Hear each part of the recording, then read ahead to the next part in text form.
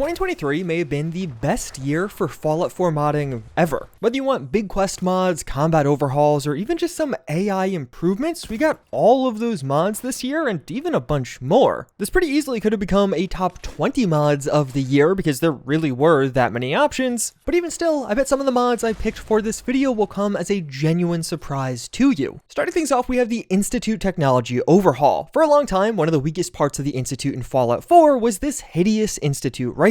It takes up basically half your screen, does pretty crappy damage, and it really just doesn't fit how cool the Institute overall is. Well, thankfully, the Institute Technology Overhaul will fix that. At its core, this will add in over 30 new weapons that are going to be used by the Institute. From courses to synths and even sometimes the Railroad, you'll find them using new melee weapons, new launchers, and even just a lot more. One of the pretty cool parts about this mod is it really occupies all of the major categories of weapons, and the design of many of these weapons is really cool. It's almost like the Institute looked at what was being used in the Commonwealth already and tried to create their own version of it. And just at a factional level, this genuinely does a lot. The combat encounters you have with the Institute now become far more interesting. The enemies are not only a bit of a tougher fight, but you'll also find yourself more interested in whatever they're dropping. You'll actually want to loot many of their weapons now. But that is where the next part of this mod comes in, and really where things go to the next level, as there is an optional version that requires you to unlock the ability to use Institute weapons as they are all biocoded. You can loot the biocoded variant, and if you want to unlock its full functionality, you'll either have to join the Institute or explore alternative means with some of the other factions in the game. Or if all of that sounds completely uninteresting to you, you could just on your own create some jury-rig Institute weapons as an alternative to all of this. And I feel like what makes this mod so great is it really finds itself as almost a full-on faction overhaul. The weapons were really one of the weakest points of the Institute overall, so them just getting a big and interesting weapon pack with a couple of cool mechanics tied to it does make the faction legitimately more interesting across the entire game. But if you want to transform things on the questing side, we also do have Sim Settlements 2 Chapter 3, which released earlier this year as the finale in the Sim Settlements 2 series. And just on a high level, if you're looking to have more fun in Fallout 4, the Sim Settlements 2 series is easily the greatest combination of mods I think I've ever seen for this game in almost any game ever. Over the course of chapters 1 and 2, Sim Settlements 2 established a new world with settlement mechanics and a focus on rebuilding. But as you progress, you discover that a new conflict will arise as the Gunners become the major antagonist of this story. And this all comes to a head in chapter 3, where you'll effectively be launching a full-scale war against the Gunners in the Commonwealth. And this is done incredibly well here. There are lots of combat-focused mods out there for Fallout 4, but lots of these just introduced more chaos. With chapter 3, it felt like it was chaos or really just combat with a purpose. You had major story moments and quest lines that would build up to epic all-out battles, and you had several of those. There are a ton of new mechanics also implemented into Fallout 4 with this one to make the conflict so much more interesting. You can now turn settlements into outposts, and this will be a different type of settlement that's really built for war. Here, you'll be able to equip and train soldiers that you'll be able to lead into battle later on, and there are even new mechanics in battles, like being able to direct your troops or even just loot enemy settlements to try and get the most out of those resources. And it's a lot of the smaller details that take this to the next level, like these beautiful end screens so you can see what exactly happened in that conflict, or even some of the more dynamic